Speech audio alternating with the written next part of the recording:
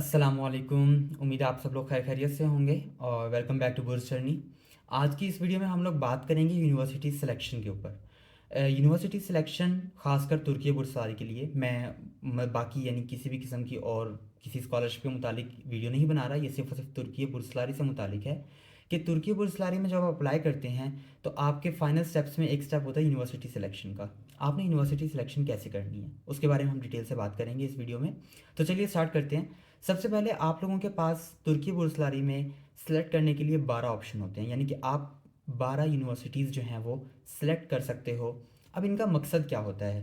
होता यह है कि आप तुर्की बुर्सलारी में जब अप्लाई करते हो तो आपके पास लिस्ट ऑफ यूनिवर्सिटीज़ आती है आपके डिग्री प्रोग्राम से रिलेटेड। मिसाल के तौर पे आपको मैं एग्जांपल दे रहा हूँ सिर्फ कि आपने एमबीबीएस के लिए अप्लाई करना है, आपने मेडिसिन सेलेक्ट किया तो आपके पास एक लिस्ट आ गई यूनिवर्सिटीज़ की जो कि मेडिसिन का जो प्रोग्राम है वो आपको ऑफ़र कर रही हैं। अब आप क्या करोगे कि आप उनमें से यूनिवर्सिटीज़ सेलेक्ट करोगे जो कि आपके क्राइटेरिया जो आपके प्रोफाइल है उसके मुताबिक मैच कर रही हों। हमने ये नहीं देखना कि यूनिवर्सिटी की रैंकिंग क्या है, हमने ये नहीं देखना यूनिवर्सिटी की किस सिटी में वाक़या है। ठीक है, ये चीज़ें हम इसके नेक्स्ट स्टेप पे देखेंगे। अभी जो हमारा मेन है, मेन जो टारगेट है वो ये है कि यूनिवर्सिटी की जो रिक्वायरमेंट्स हैं, जो उसका क्राइटेरिया है, क्या हम उस पर पूरे उतर रहे हैं या नहीं। मिसाल के तौर पर यूनिवर्सिटी सैट एग्ज़ाम तो नहीं मांग रही। अगर सैट मांग रही है तो क्या आपके पास सैट का एग्ज़ाम है? नहीं है तो ऑब्वियसली आप उस यूनिवर्सिटी को सेलेक्ट नहीं करोगे। या फिर यूनिवर्सिटी आइल्स या टॉफल का एग्ज़ाम तो नहीं रिक्वायर कर रही। अगर रिक्वायर कर रही है तो क्या आपने अपलोड किया है? नहीं किया तो ऑब्वियसली आप उस यूनिवर्सिटी को भी अपनी लिस्ट से निकाल दोगे। इसी तरह यूनिवर्सिटी यॉस का एग्ज़ाम तो नहीं मांग रही। अगर मांग रही है तो क्या आपने अपलोड किया है या नहीं किया, या आपके पास है उसका रिजल्ट या नहीं।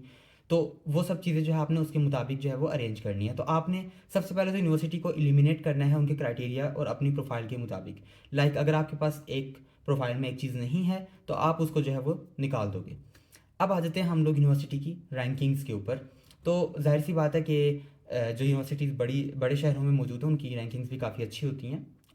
और वो ऑब्वियसली उनमें फिर आपके पास चांस भी जो है वो उसी तरह कम होता है। मिसाल के तौर पे इस्तांबुल के अंदर जो यूनिवर्सिटीज़ हैं तो वहाँ पे पहले ही स्टूडेंट्स बहुत ज़्यादा, हर कोई इस्तांबुल जाना चाहता है, हर कोई इस्तांबुल की यूनिवर्सिटी में अप्लाई कर रहा होता है। तो वहाँ पे आपका जो चांस होता है स्कॉलरशिप लगने का वो ऑलरेडी कम हो जाता है, क्योंकि कंपटीशन बढ़ जाता है।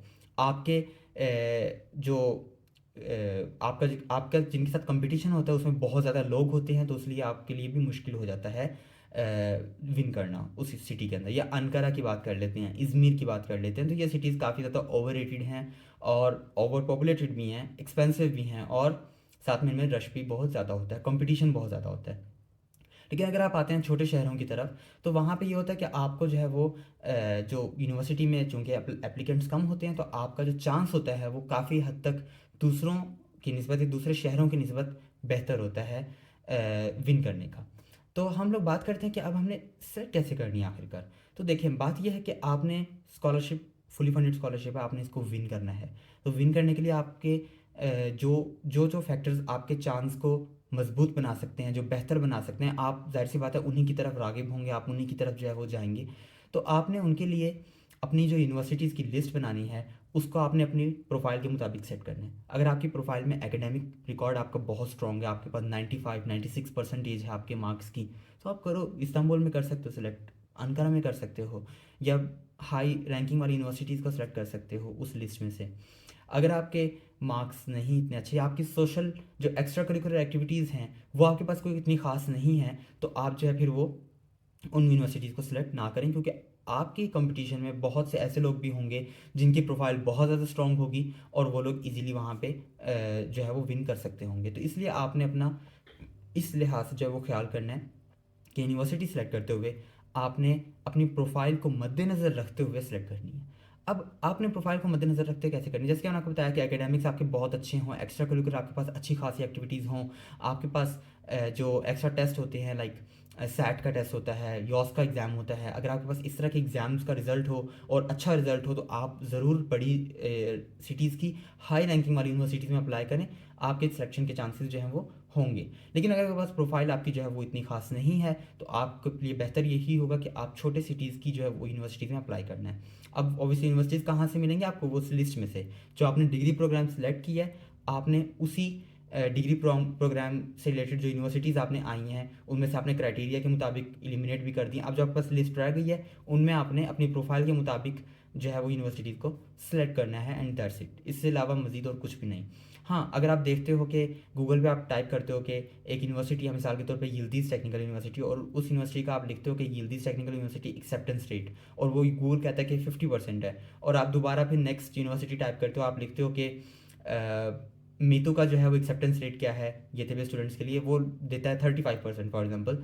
तो ऑब्वियसली आप 50% वाली यूनिवर्सिटी की तरफ जाएं, 35% वाली को अपने जो है वो आपने सेकंड थर्ड प्रायोरिटी पे रखना है, या मज़ीद नीचे वाली प्रायोरिटी पे, क्योंकि आपके पास 12 ऑप्शन हैं, आप 12 जो है वो सिलेक्ट कर सकते हैं। अब सेकंड बात ये है कि आपने डिग्री प्रोग्राम जो सिलेक्ट करना है उसके मुताबिक कितनी यूनिवर्सिटी सेलेक्ट करनी है। अगर आप मिसाल के तौर पे मेडिसिन अप्लाई कर रहे हो तो आप सिर्फ मेडिसिन में ही करो, उसमें डेंटिस्ट्री को ऐड ना करो, फार्मेसी को ऐड ना करो।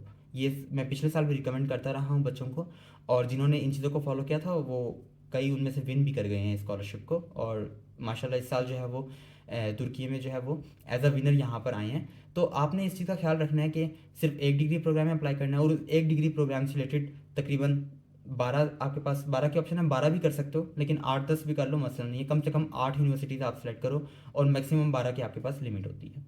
तो ये सारी चीज़ें थी जो मैं आप लोगों को एक्सप्लेन करना चाह रहा था यूनिवर्सिटी सिलेक्शन से रिलेटेड। अगर आपके जहन में कोई और क्वेश्चन हो तो वो ज़रूर पूछ लीजिएगा कमेंट सेक्शन में, कमेंट रेलिवेंट कीजिएगा, ये मेरी आपसे रिक्वेस्ट है। और मुझे अपनी दुआओं में याद रखिएगा। अल्लाह ताला हम सबका हामी नासिर हो। मेरी तरफ से बेस्ट विशेज़। अल्लाह हाफिज़।